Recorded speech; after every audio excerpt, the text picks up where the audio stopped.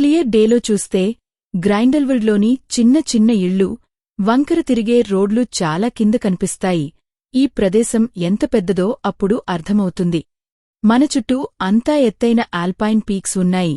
వాటిలో చాలా భాగం సంవత్సరం పొడవునా మంచు, ఐస్తో కప్పబడి ఉంటాయి. ఐస్ మీద పడే సూర్యకాంతి మొత్తంని మెరిపిస్తుంది. ఇక్కడి గాలి చాలా క్రిస్ప్గా, క్లీన్గా అనిపిస్తుంది. ఇదే అసలు స్విట్జర్లాండ్ క్లాసిక్ మౌంటైన్ సీనరీ.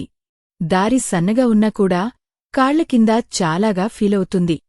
ఎలాంటి ఆగిసలాటలేదు, కదలికలేదు.